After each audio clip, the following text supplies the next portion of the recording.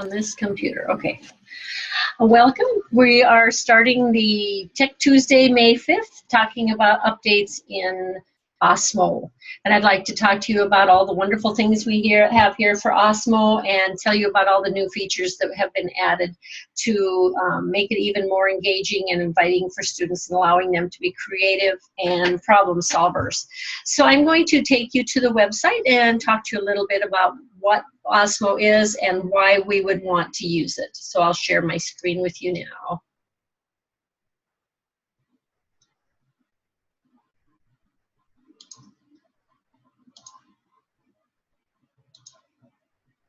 The first thing I'd like to do is show you a little research that's been done, and this was shared from Edutopia, talking about Howard Gardner and what does the research say about multiple intelligences and how we can help our students be more creative and use their minds better. And what he states is,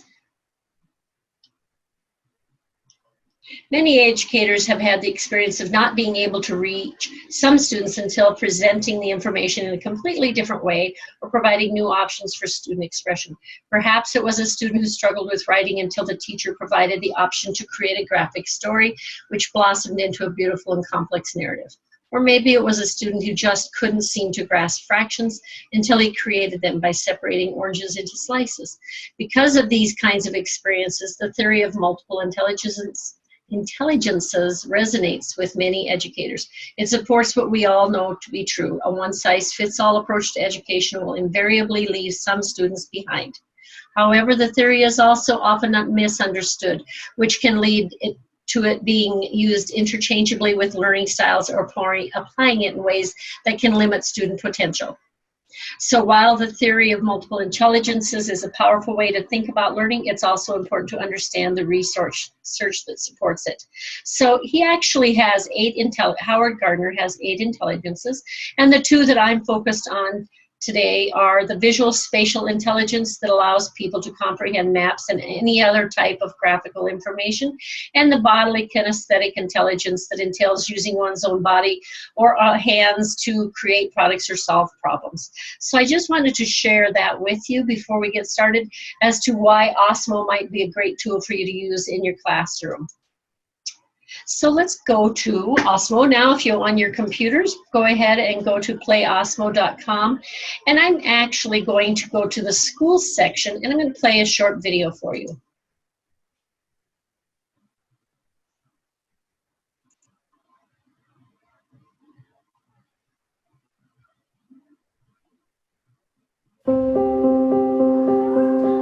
I didn't see myself as a first grade teacher when I was studying. The reason I love first grade and why I'm happy to be in it is because it's such a huge year of change for the kids. They really grow up a lot. They read, they write. They see themselves as real students at that age, and I just love that. Education is changing so much, and I was trained 10 years ago. It's so important to give the kids the skills of collaboration and teamwork, and I think this tool really allows them to do that. Students don't really get excited about finishing a worksheet. Students get excited about creating a video, making a comic, writing a story. When I am able to give them those opportunities and see how much they grow from that, it's very exciting. My first impression of Osmo was it's an amazing educational tool. I hadn't seen anything before that allowed students to interact with an iPad without touching the screen. And the fact that it has physical manipulatives really reaches out to a whole separate set of students. They love the positive feedback they get from the game when they successfully accomplish a puzzle or problem. They like the fact that they see points or that there's different scores. Kids got very fond of it, so every week they ask for. It's a good complement. It's our role to really facilitate their learning, but also I've found the more that they can be a part of that and really frame what they're learning and what they explore and what they research, the more involved they are. Helping them create and explore and research is my job. I'm passionate of seeing the kids growing with their learning and be able to create something for their life. It's a pleasure to teach.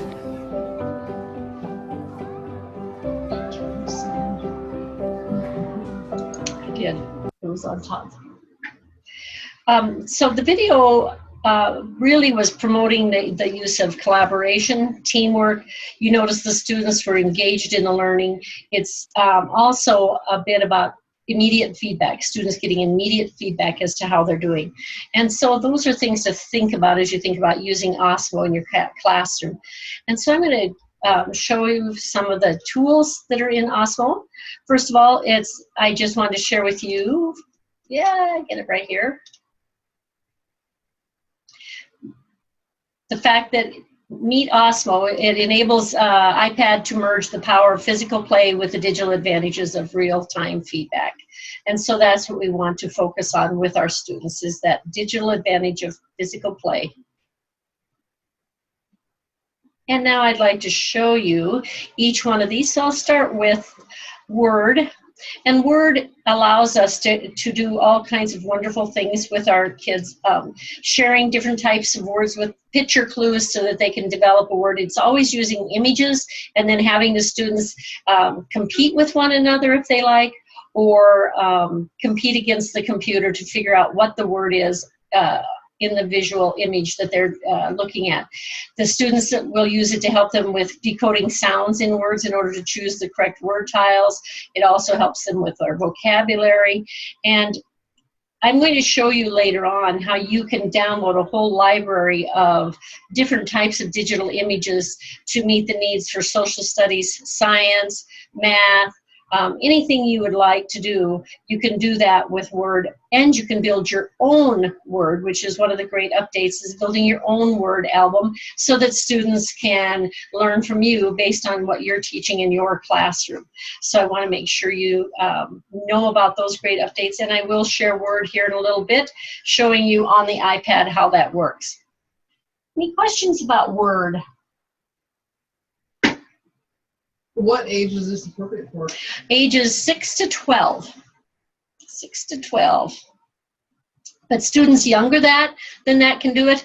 And also, I recommend it even for adults with their children playing these games at home.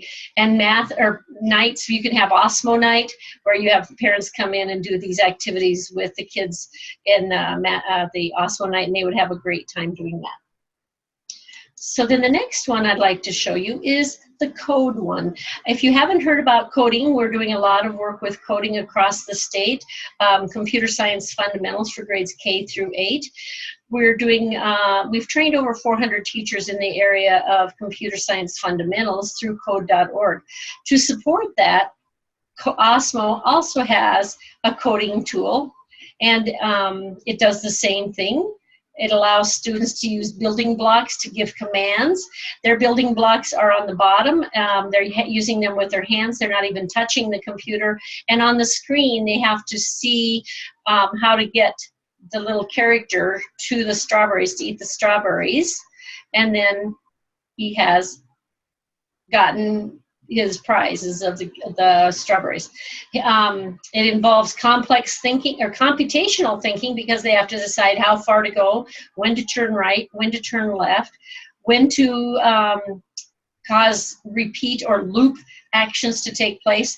And all the tools are provided right within code, so you have the looping, etc. And I can show those tools to you in real life here in a little bit. The next one definitely promotes logical reasoning, huge piece of that.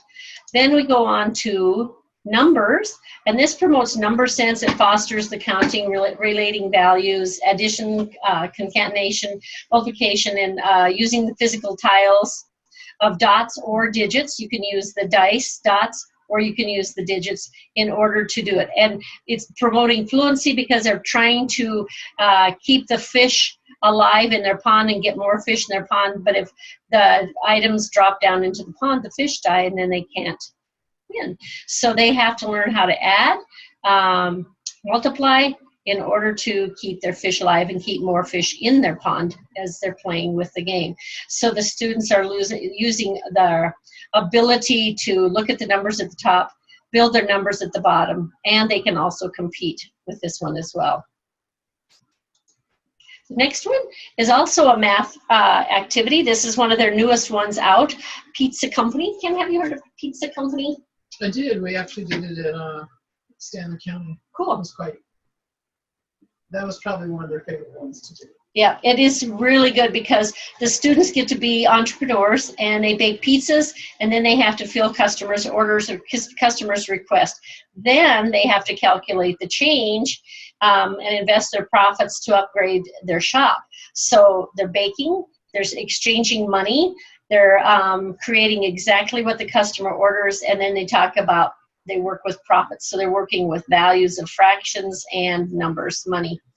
So it's really good. It leverages facial expressions also for feedback because it's nonverbal feedback in this case, and they only get the happy faces and the sad faces, unhappy customers if they don't get the right money back, and then they have to go back and correct the change, etc. So it's really a great one. And the mat just flips over. One is for making the pizza. The other side is for doing the change. And she's flipping it over now. Time to count the money and give the money back. And that's how they do it. Great activity for kids for math. The next one is tangrams. One of my favorites for tangrams. Visual spatial sense is really hard for kids. Getting that spatial reasoning is a challenge. And so this encourages kids to compare, manipulate, and transform their geometric pieces to put them together to form shapes. And it's whatever shape is on the screen. And then if they get it right, the screen gives them automatic feedback as to whether they've got it correct, or it provides instant visual and auditory feedback to help them get their errors corrected. So it's a great way to use geometry. There was a lot of problem solving in that one. Lot of problem. The kids don't get it, do they? No, they don't get it right away. The whole reflection thing was a little bit weird, but the clues are good because they'll actually dim or something to help them with what to do. It was pretty challenging even for the older kids. Yes, yep. And they've upgraded their patterns in here. So that's the new update, is all the different patterns they've provided you. They have a ton of them. And then I'll be showing you soon all the lessons that have been developed around all of these different programs. So the next one I want to show you is Newton. Newton is really good for STEM. It integrates the rules of physics and gravity. So kids use whatever manipulatives they want, place them on the mat or paper in front of them. You don't have to have a mat. I know it shows a mat, but it asks you if you're going to use the mat or not, and you can just say yes or no. Now you can draw lines. You can leave the manipulatives on the screen, and then as the balls come down out of the air, you have to be able to get it to go into a certain location. And so it takes a ton of ability to figure out, how am I going to draw that so the item goes to the right location. This one, they go down, and then it has to go back up the tube. So we're trying to get it back up and into the tube all the time. So it's always a great feedback. The kids are very busy with this, playing with it, and they always want to do different paths for the balls to fall. The next one is Masterpiece. Masterpiece is transforms pictures. You take a picture, you can take a picture with your iPad, then it'll transform it into a line drawing. And then here's where the hand-eye coordination is amazing. I do a terrible job of this, but I'm sure others would do great. I had a couple of kids at our makerspace in Ulrichs that were great with this. They did some beautifully artistic work. They took pictures of their friends, which then were converted into line drawings, and then they drew the line drawings of their friend and then colored them in. They did a really nice job of this. Really good with the hand-eye coordination, and this really causes your brain to work harder. And again, it allows for that self-expression. They can use their own choices for their creations, etc. The last one, I don't know if you've used it before, is Monster. It brings your drawings to life as Mo, a furry orange friend, interacts with students' drawings as they all go on an adventure. So it also, English is a second language. It's English as a second language. It cements the understanding of new vocabulary by asking students to draw the requested objects and having them listen as their drawings are discussed. So Mo tells them to draw something. You draw it, and then Mo actually picks up the object off of your mat. It's done. He's going to now grab your object. He's got it. There it is. You drew a wand. He has it now in the sky. Now he's going to do some activities with it. So those are the cool things you can do with Monster. Really an interactive way for him to do it. So he just takes whatever you draw, and then once you hit that, you'll pull it in and talk about it. I just love that one for the kids to play. So those are all the different manipulatives. All of these are apps that you just install on your iPads for your kids. The program itself costs money, and I'll talk about that later on, about how you can get these for your classroom. Lots of great things being said in the community about Osmo, but I'm going to go on down and show you some of the great new features, such as all the wonderful lesson plans have been developed for you to use. Art, handwriting, STEM. So I might go to this one. STEM is a lesson for 4th, 5th, and 6th grade, and it's engineering solutions using tangrams. So you click on that, and the lesson pops up. Tells you everything. You can be downloaded as a PDF. Can be shared on Facebook or Twitter, but it tells you everything. It's a small group activity, 3 kids per iPad. You notice you don't need an iPad for every student. You absolutely don't want to do that, because you want this to be a collaborative effort. It tells you what materials you need, and the objective for this is for students to discuss properties of Newton and work collaboratively to solve engineering puzzles. It gives you the part 1, what you need to do, part 2, and the students actually do the event. So very, very simple and easy to do. And the lessons are great to use with this. So you're not just giving the kids these tools and then say, go play. You're actually giving them a lesson to do. Let's go to geography. This one is knowing your state capitals. So before the lesson, you have to go to Words on the iPad, create an account, and then enter this link in there, and then download it to iPad, because this is a public album that's been developed on that somebody's already created for you in the Words library for the state capitals. So you don't have to create it. They've already created it for you. I'll just click on that.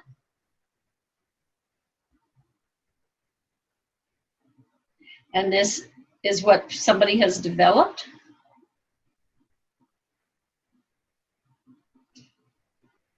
They did all of these maps like this, and this will show up on your iPad then. Once you download it, it'll show up on your iPad. So I can favorite it, and then it would go into my albums.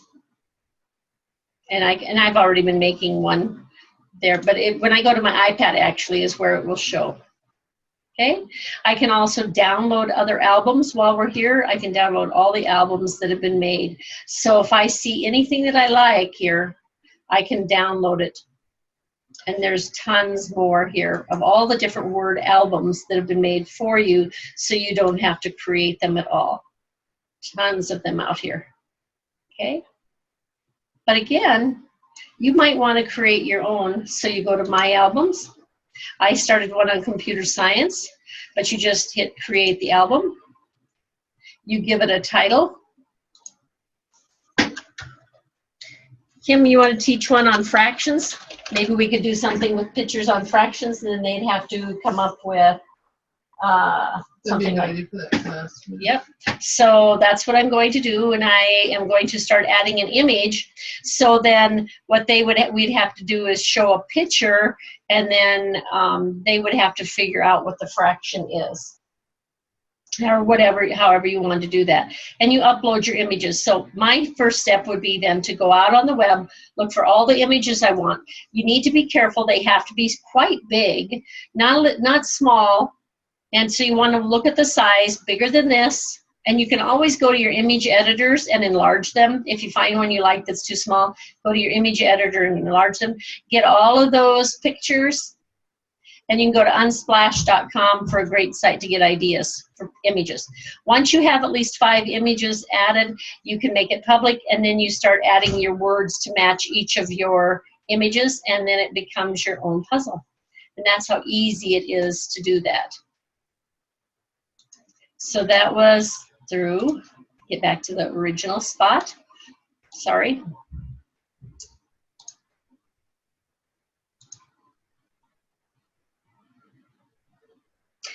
All we were doing was one lesson that we found out here in Osmo, and it gave you the link right to that, and I took you into all of those. So you've got all kinds here, but there's even more. If you scroll down just a little bit further, you can see all the lessons that are available, and you can print out a printable teacher's guide on how to do it, how to create your lessons. So I would highly recommend printing this printable teacher's guide. It's a great tool. Then you go in to see all the lessons. Once you're in there to see all the lessons,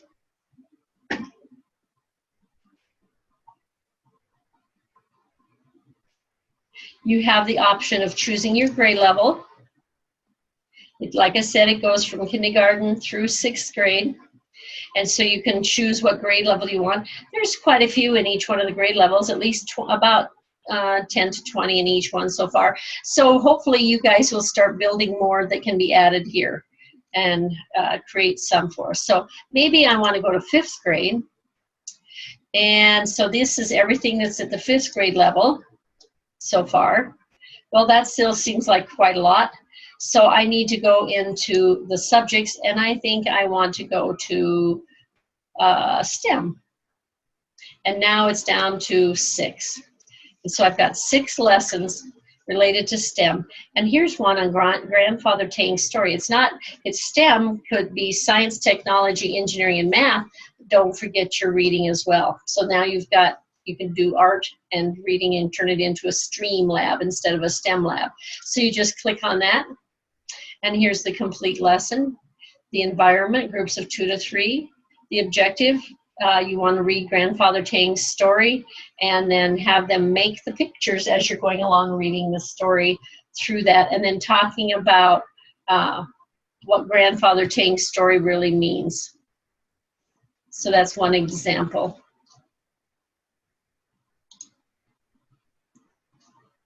So you can look at, maybe you want to, I'm going to clear the filters. Maybe you want to look for just one app. Maybe you only have Word, so you're trying to find anything related to Word. Well, there are 33 lessons created for Word now, but now I need to know what particular grade level. Well, I think I'm going to work with my 2nd graders, so now I'm looking for words for 2nd graders. And now we have all of these. How do you spell tomato? Spell that animal. And so each one of these is a lesson. It gives you, again, the word library that's been created for you. You don't even have to create it. It's been made for you.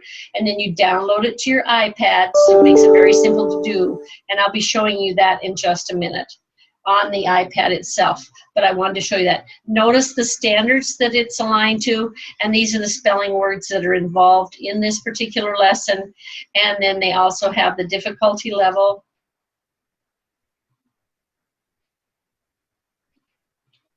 That you can use with it. Okay, and you can download the PDF to keep track of what the lesson is about. Again, that's all the different lessons within Osmos. Do I have to be signed in and have an account to get to those? In this case, I will sign out, and I think you can still get to it. I'm just trying to do it. Let me, you have to have a sign in? Okay, I was going to try it and see if I could do that without. Okay, so I am, nope, it wants you to create an account. Sorry. Good question. So yeah, create an account, it's free. And then when you sign in, it actually sends you an email that you have to access before you can actually get in. So now I have to go to my email, and I have to Oops. Sign in from my email, and now I'm going to be able to get in. And I'm in. And it interacts, it's in the cloud. So I went to my email on my phone. So I've got Osmo on my phone, I've got Osmo on my iPad, and I've got Osmo on my computer. And they're all interacting with one another to be able to do this. And it's showing what my recent activity was here, etc. on this. Okay, let's go back home. Some of the upgrades that they mentioned, you can upgrade your pizza shop company now. Did you know that you can use profits for upgrading your shop and make it even better? I wanted to get there. Okay. So I'm going to show you this little video.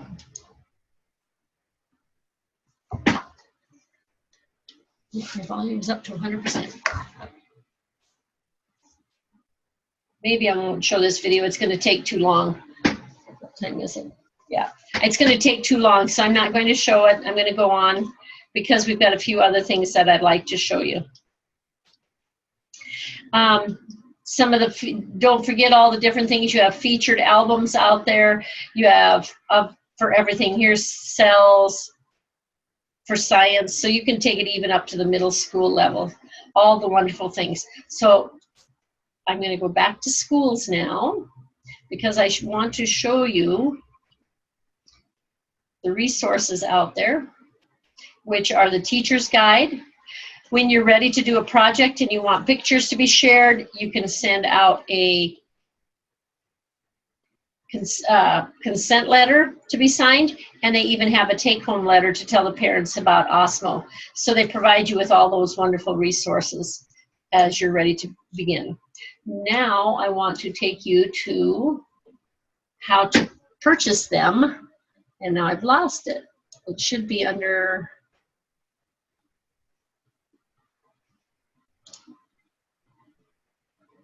schools.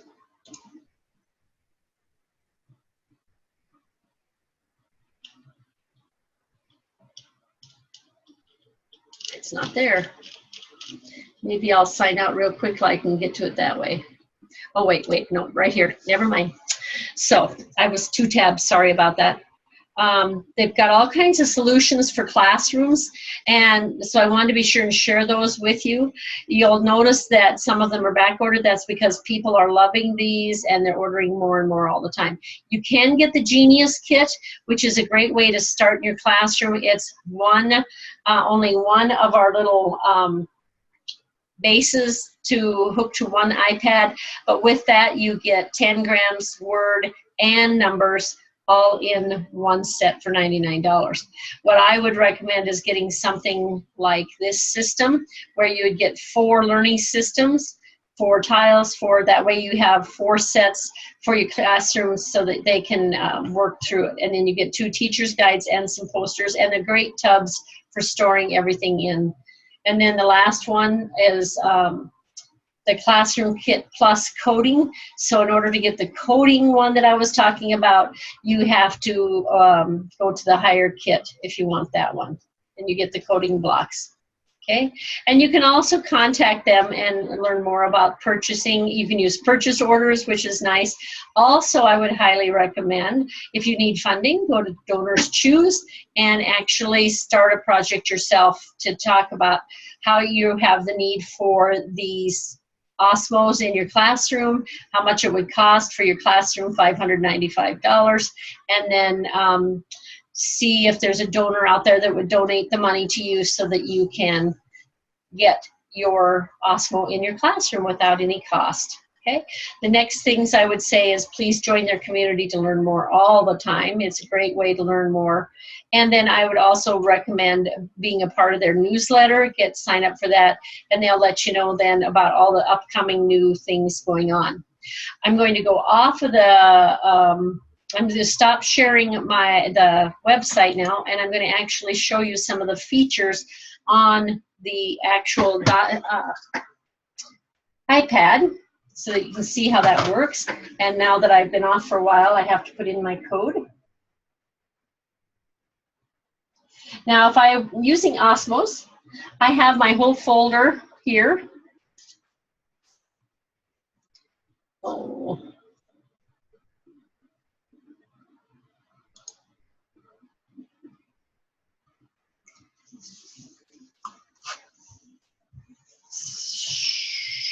So what's not recording? I gotta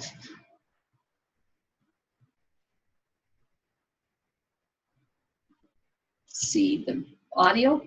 It's hearing me. Okay. So as we talk here about Osmo, and you download these, once you pay for the bases and everything, and you've got those, you still have to go to each of your computers and download each one of the apps. And then I just put them in an Osmo folder, and they're ready to go for me to use in the classroom. The feature I want to show you is Word. And remember I mentioned, it's not very clear, I don't think, for you. Try to move it a little closer. Okay.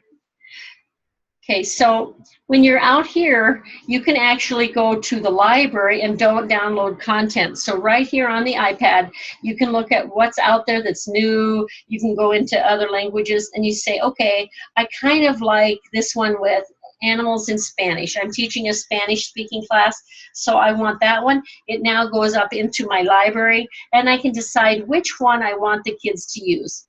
You're about to delete the, oh no, I don't want to delete that. I cancel. Okay, so now I want to uncheck that one, and I'm going to check the animals one, and then I'm going to go back, and I'm ready to play. And you can play against a friend or against any number of players. And now I'm ready to play. If I had my word pieces in front of me, I would be sliding them forward now, trying to fill in these 3 blocks in order to win the game. And that's how you play Word. I'm going to hit pause.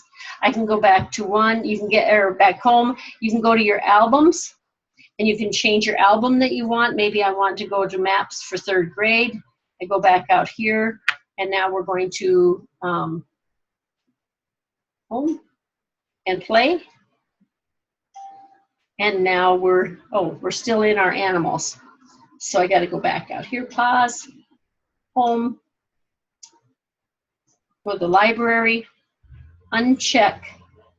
I got to uncheck a few things here. I had a few things checked. Sorry about that. Now I have the maps.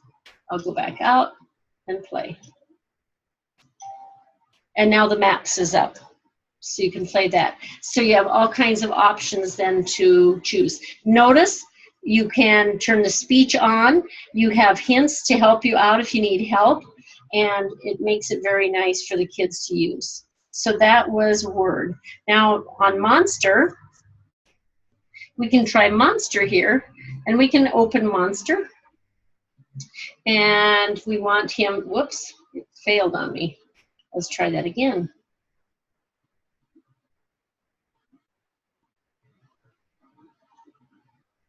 Monster. Here comes Monster. Hey. Marcia.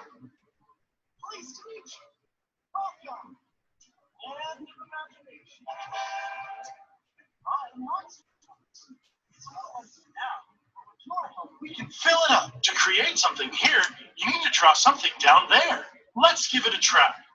Draw a balloon. Draw it down there, then tap here when it's ready. I'm drawing a balloon. I know you can't see that.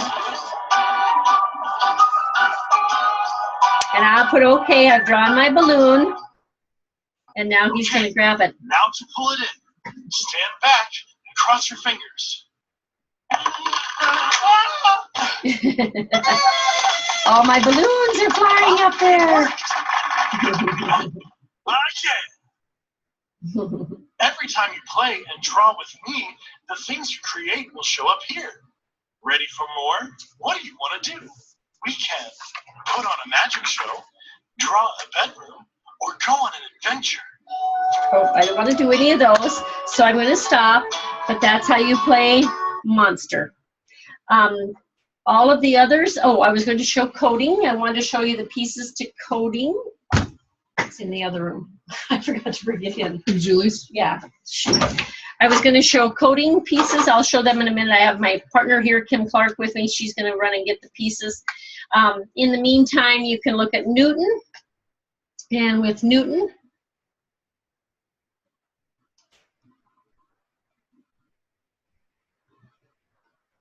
I don't have the creative board, so I don't use the creative board. Doesn't matter, you don't need it.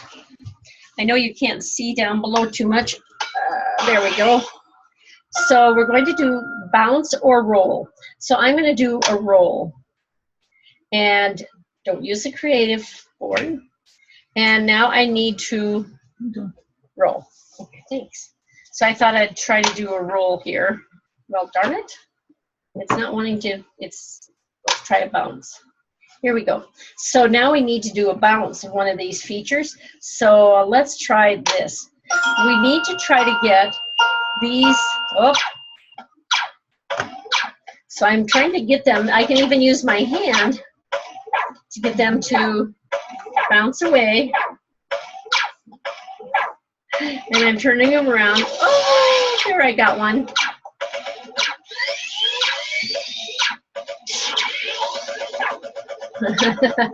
And so it's very challenging, but you've got to use all kinds of features. And I could draw a line right here, and I could draw a line down here, and then I need to draw a line right in here somewhere. They're all getting stuck down here, so I need to move my line, and now it'll come down here, and they all fall out. So it's using all kinds of interactives there for its gravity and physics. Fantastic was wrong. I did not do well on that one. So that was Newton. Now I want to show you code. Osmo coding. Now the features here are a little bit different. You have the tools, they're rubbery and magnetic, and you have different things you can do with them. So we want to play, and you can tell it to loop. These are all the loops, and this is the run key. So I need to get across. It looks like I'm trying to get across there. It's telling me to go back, so I'm not sure what he wants me to do. So I'm going to have me go back, up and over one. Kind of what he's telling me to do. So I have to do that. I'm hooking those together, and then I'm going to say run with my tool. Let's see if that's what they wanted me to do. Come on. Oh.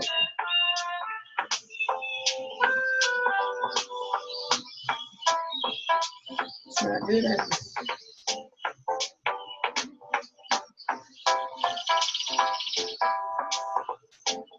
I did that. Can you see it? I thought so. It's not seeing me. I'm doing exactly what it wanted me to do. He gave me a hint.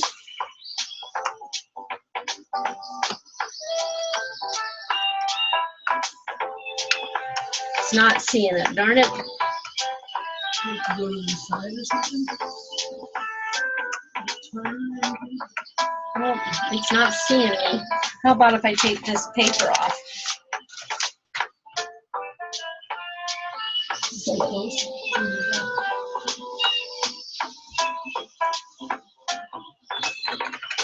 My run button is not going anywhere.